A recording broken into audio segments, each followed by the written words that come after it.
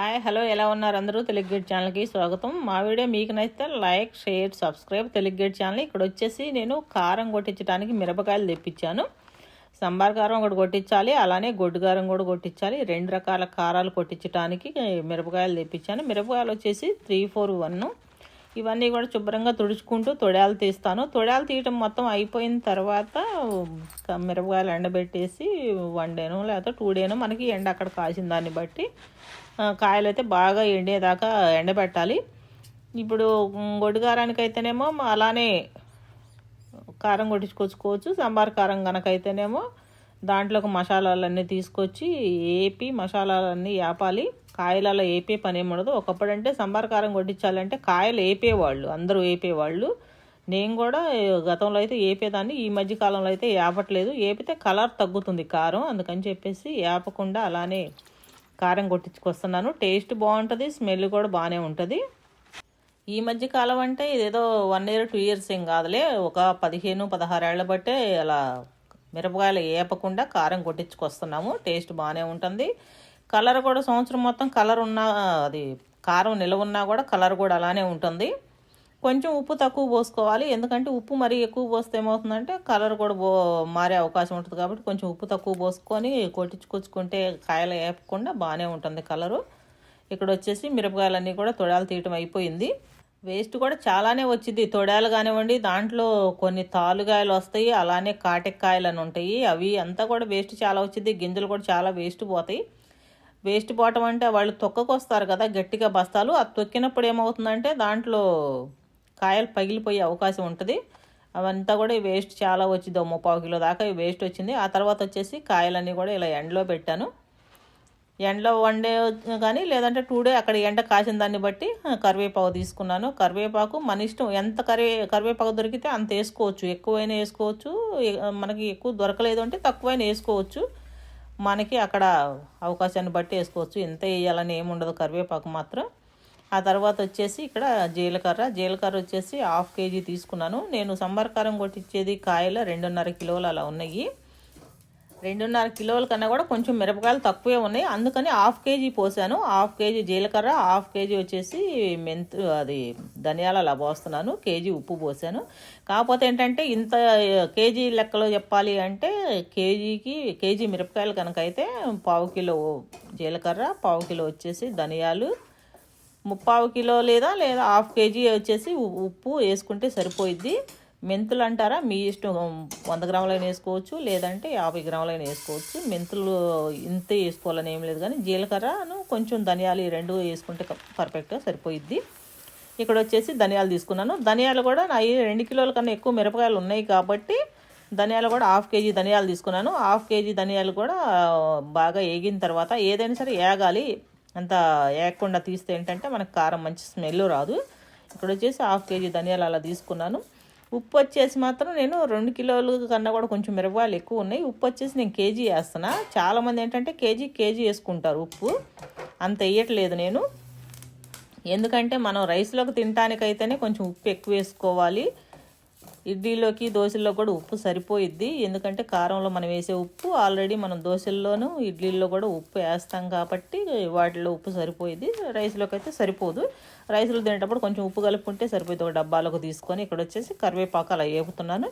కరివేపాకు కూడా ఒకప్పుడైతే ఎండబెట్టేవాళ్ళు, ఇప్పుడేమో అంత ఎండబెట్టట్లేదు. దాన్ని కూడా పచ్చిదే తీసుకొచ్చి అలా స్టవ్ మీద పెట్టేసి వేపేస్తే, ఇవన్నీ దినుసులన్నీ కూడా వేపేటప్పుడు ఏంటంటే మళ్ళీ అక్కడ ఏమి ఆయిల్ వేయాల్సిన అవసరం లేదు. అన్నీ కూడా పొడిగా వేపటమే.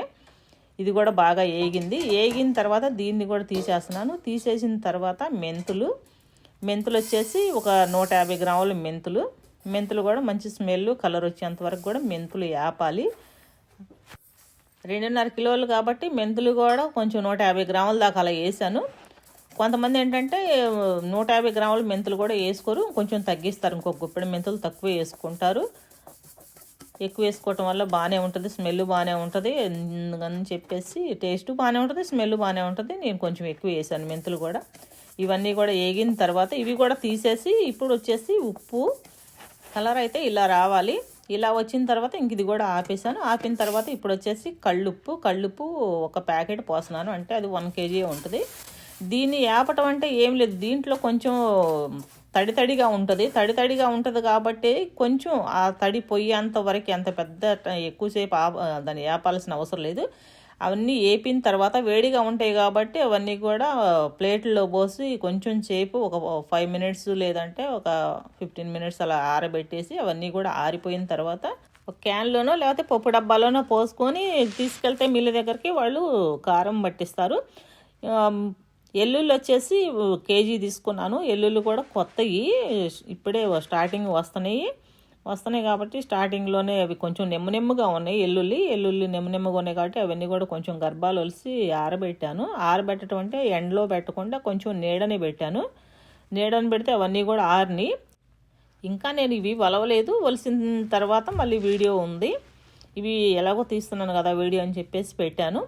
ఇవన్నీ కూడా కొంచెం ఆరబెట్టిన ఎల్లుల్లి ఇవన్నీ కూడా చల్లారిపోయిన తర్వాత క్యాన్లోనో లేదంటే ప్లాస్టిక్ డబ్బాలోనో పోసుకొని మనం ఇక మిల్లు దగ్గరకు తీసుకెళ్తే పని అయిపోయింది. అంతేకాదు ఏ రోజైతే మనం మిరపకాయలు తొడాలు తీసి ఎండబెడతామో ఎండిపోయినాయి అనుకుంటే ఇంక అదే రోజు మనం కారం కొట్టించుకొచ్చుకుంటే ఒక్క రోజుతో పని అయిపోయింది. లేదు అంటే అవి మళ్ళీ ఏమవుతుందంటే మళ్ళీ మెత్తబడిపోతాయి. మనం ఎక్కడ పెట్టి ఉంచినా కూడా ఇలాంటి క్యారీ బ్యాగుల్లో కనుక పెట్టి ఉంచితే ఒక రోజు 2 రోజుల వరకు అయితే ఓకే, కానీ లేదా 4 రోజులు 3 రోజులు కనుక ఉంచామంటే మళ్ళీ మెత్తబడిపోతాయి. మళ్ళీ ఎండబెట్టుకోవాల్సి వచ్చింది. మబ్బులు పట్టినాయి అంటే మళ్ళీ అదొక పెద్ద తలకాయ నొప్పి. ఆ మబ్బులు పట్టి మళ్ళీ ఆ కాయలు ఎండబెట్టాలి కాక అలా టైం గడిచిపోతూ ఉంటుంది. అలా కాకుండా అదే రోజు కనుక వేయించుకొచ్చుకుంటే పని అయిపోయింది. నేనైతే అదే రోజు వేయించుకొచ్చుకుంటాను. ఎంత పని ఉన్నా సరే ఆ రోజు అయితే కారం పని అయితే అయిపోవాలి. ఇక్కడ వచ్చేసి నేను కొట్టించుకురావటం అయిపోయింది. కారం అయితే ఇలా వచ్చింది, మంచి కలర్ వచ్చింది. కాకపోతే ఏంటంటే కొంచెం ఇక్కడ నీడ అలా పడుతుంది కాబట్టి అంత కలర్ కనిపించట్లేదు. టేస్ట్ కూడా చాలా బాగుంటుంది. ఇదంతా కూడా సంబార్ కారం వచ్చేసి నేను 2.5 కిలోలు అలా కొట్టించాను కదా. 2.5 కిలోలు మిరపకాయలు అయితే అది దాంట్లో మసాలాలు వేసాము కదా. 1/2 కేజీ వచ్చి జీలకర్ర వేసాము, 1/2 కేజీ వచ్చి ధనియాలు, 1 కేజీ వచ్చేసి ఉప్పు అన్నీ కలిపి ఇవే మనకి ఎక్స్ట్రా ఒక 2 కిలోలు. మిరపకాయలు వచ్చేసి ఒక 2.5 కిలోలు. ఏదన్నా కానీ అది మొత్తం కలిపి నాకు 5 కిలోలు కన్నా కూడా కొంచెం ఎక్కువే వచ్చింది కారం. దీంట్లో ఎక్కడ నేను ఆయిల్ వేయలేదు. చాలామంది ఏంటంటే శనగ నూనె వేస్తారు, లేదంటేనేమో ఆముదం వేస్తారు. ఆముదం కూడా మిల్లు దగ్గరికి వెళ్ళిన ప్రతిసారి వాళ్ళు అడుగుతారు, ఆముదం వేస్తారా మీరు ఆముదం వేయట్లేదు అని. అక్కడే వాళ్ళు అమ్ముతారు. కాకపోతే నాకు అవన్నీ ఏమి నచ్చవు. ఆముదం అసలు వేయను. అలానే శనగ నూనె కూడా ఏమి వేయను. ఎందుకంటే తీసుకొచ్చి ఎలాగో మనం కారం ఫ్రిడ్జ్లోనే పెడుతున్నాం, బయట ఎక్కడ ఏం పెట్టట్లేదు. కారంలో చాలామంది నెమ్ము ఉండదు కదా, నెమ్ము పోయిద్ది, పొడిలాడుతూ ఉంటుంది అంటారు. అలా కూడా ఏముండదు. కారం బాగానే ముద్దగా ఉంది. అంటే కొంచెం మనం చిన్నులపాయలు ఎక్కువ వేస్తున్నాం కాబట్టి కారం ముద్దగా ఉంటుంది. అంతేకాదు మనం వాడే మిరపకాయల్లో కూడా కారం శాతం కొంచెం ఎక్కువే ఉంటుంది. అలానే మంచి కలర్ ఉంటుంది. సంవత్సరం మొత్తం ఉన్నా కూడా మంచి ఘాటు ఉంటుంది, మంచి కలర్ ఉంటుంది. కాబట్టి కారం కూడా కొంచెం ఎల్లుల్లి అలా ఎక్కువ వేస్తున్నాం కాబట్టి ముద్దగానే ఉంటుంది కారం కూడా. నేను వాడే కూరలన్నీ కూడా ఇదే కారంతో వాడుతున్నాను. మీకు చూస్తే అర్థమైపోయింది. మంచి కలరు అలానే మంచి ఘాటు ఉంటుంది. ఇక్కడ వచ్చేసి మొత్తం నేను ప్యాక్ చేశాను. ఈ ప్యాకింగ్ అంతా కూడా ఎందుకంటే ఇది అంతా కూడా అమెరికా ప్రయాణం కోసం. కింద వచ్చేసి ఆ 3 ప్యాకెట్ వచ్చేసేమో సంబార్ కారం, పైన 2 ప్యాకెట్లు వచ్చేసేమో గొడ్డుగారం అంటే అది చికెన్లోకి మటన్లోకి బాగుంటుంది, లేదంటే పచ్చళ్ళ కోసం. కిందన 3 ప్యాకెట్స్ ఏమో అది పులుసు కూరల్లోకి పప్పుల్లోకి చాలా బాగుంటుంది. కారం అంతా కూడా చాలా బాగుంటుంది. ఇదంతా కూడా అమెరికా ప్రయాణం కోసం హడావుడిగా కొట్టించాను. అందరూ కారాలు కొట్టించక తలకే కొట్టించడం ఇదంతా ప్యాక్ చేయటం. ఎల్లుల్లి కూడా అందుకే కొత్త ఎల్లుల్లి అవన్నీ కూడా తీసి అలా ఆరబెట్టడం. లేదంటే ఇంకొక 20 రోజులు నెల రోజులు అలా ఉన్నట్టయితే ఎల్లుల్లి అంతా కూడా బాగా ఆరిపోయి ఉండేవి. సంబార్ కారం అంటే అందరూ ఇంచుమించు ఇలానే కొట్టిస్తారులే. ఎవరన్నా కొత్త వాళ్ళు కనుక్కుంటే వాళ్ళకి ఈ వీడియో ఉపయోగపడిద్ది. సేమ్ మెజర్మెంట్ తోటి చూసి పర్ఫెక్ట్గా కొట్టించుకోవడానికైతే అవకాశం ఉంది. నేను ఈ కారం కొట్టించుకొచ్చి కూడా చాలా రోజులు అవుతుంది. కాకపోతే ఏంటంటే ఈ వీడియో పెట్టడానికైతే కుదరలేదు. 1 మంత్ అవుతుంది నేను కారం కొట్టించి కూడా. మా వీడియో మీకు నచ్చితే like, share, subscribe Telugu gate channel. మీరు ఇచ్చే ఈ లైక్ వల్ల, ఈ సబ్స్క్రైబ్ వల్ల ఈ వీడియో ఎక్కువ మందికి రీచ్ అవుతుంది. Thank you. Next video.